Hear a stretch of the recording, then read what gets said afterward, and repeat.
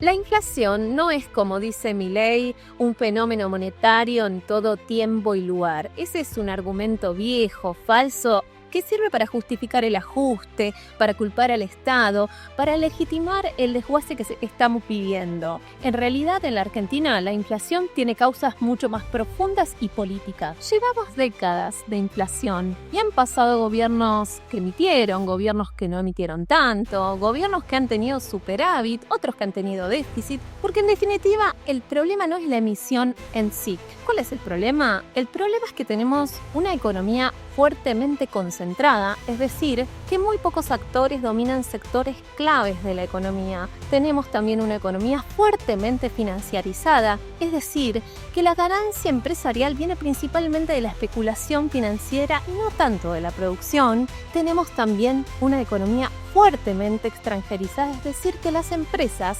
responden a intereses que están en el extranjero. Este modelo económico efectivamente fue el que se impuso con la dictadura cívico-militar y que hasta el momento no se ha desarmado. En nuestro país, la inflación también es el veto del poder económico ante cualquier intento de redistribución del ingreso.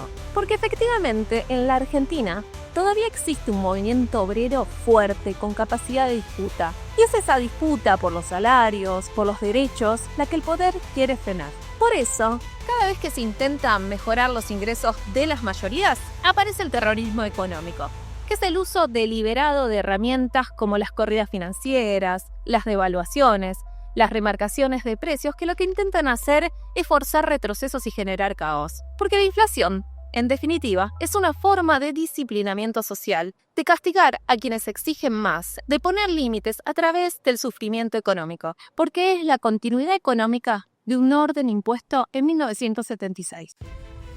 Para entender un poco más, te comparto algunos datos. Son solo 5 grandes compañías las que controlan el mercado de hidrocarburos. Solo 9 grandes empresas dominan el mercado de alimentos y bebidas. Y apenas 3 grandes corporaciones extranjeras dominan lo que es el mercado de semillas y agroquímicos. Es decir, son pocos grupos, pero muy poderosos, con control monopólico, con control financiero, acceso a divisas, que controlan a lo largo de toda la cadena de valor donde operan, que fijan precios, pero fijan precios no en función de cuánto les cuesta producir, es decir, sus costos de producción. Fijan precios en función de las rentas y las ganancias dolarizadas que proyectan obtener.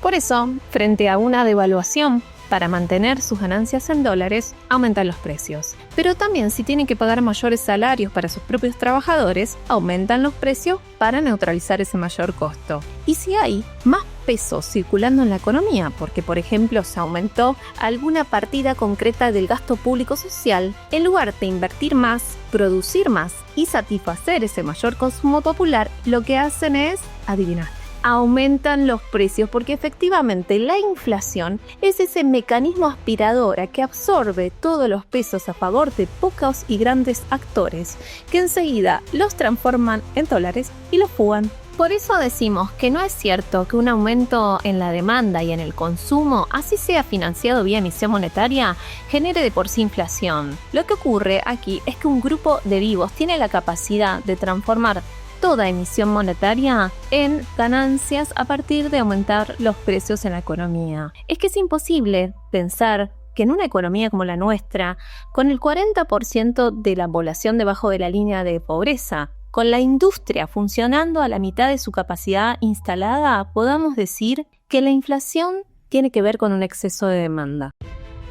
Es cierto que durante un periodo del gobierno de Milei se bajó la inflación, pero esto no quiere decir que hayan bajado los precios, sino que lo que bajó fue el ritmo de aumento de precios. Ni te cuento lo que vienen aumentando las tarifas y los servicios públicos. Pero ¿cómo se hizo? A través de 2 vías que tienen graves consecuencias para el país. Una de ellas tiene que ver con haber pisado el tipo de cambio. Esa apreciación cambiaria generó un perjuicio muy grande para la industria porque ha perdido competitividad, porque han ingresado más productos importados, porque se alentaron los viajes al exterior y las compras al exterior, y esta salida permanente de divisas debió ser financiada de diversas maneras, entre ellos la mayor deuda externa pública. La otra gran ancla que tuvo este modelo fue pisar los salarios, es decir, detener la puja distributiva, porque efectivamente cuando pocos consumen y se vende menos, la inflación se estanca. Por lo tanto, una perspectiva seria sobre el problema inflacionario no puede aceptar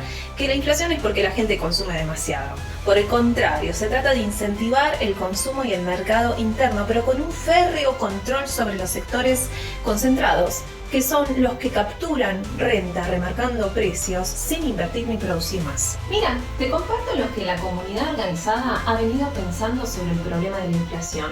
Un programa popular antiinflacionario que combine por lo menos 3 pilares: incentivar la creación de nuevos actores de la producción y fortalecer e integrar los ya existentes en la agricultura familiar y en la economía social y popular, junto también con la creación de empresas públicas de alimentos o de bienes y servicios que sean esenciales para la reproducción de nuestra vida. Pero también desenganchar los precios internos de las internacionales a través, por ejemplo, de retenciones u otros instrumentos para que podamos tener alimentos, energía y otros insumos estratégicos más baratos. Al mismo tiempo, controlar socialmente el sistema de formación de precios en mesas de cadenas de valor, con la participación de Estado, de trabajadores, de pymes, de cooperativas y de los mismos consumidores. Esto quiere decir que un mismo sindicato puede revisar los costos si efectivamente se incurrió en aumentos injustificados, o al mismo tiempo el Estado intervenir y poner límites cuando hay una remarcación abusiva y garantizar precios justos y estables. En definitiva, se trata de reorganizar el sistema de precios con energía barata, salarios dignos, alimentos accesibles, para impulsar el consumo interno y el desarrollo industrial. Porque el problema de la inflación no es un tema técnico que tienen que resolver los economistas. Decíamos que la inflación es una herramienta del poder y por lo tanto la solución va a ser política. Si ganan las recetas neoliberales monetaristas, tendremos un país para pocos. En cambio, si logramos debatir e instalar una agenda transformadora y emancipadora, tendremos un país para las mayorías.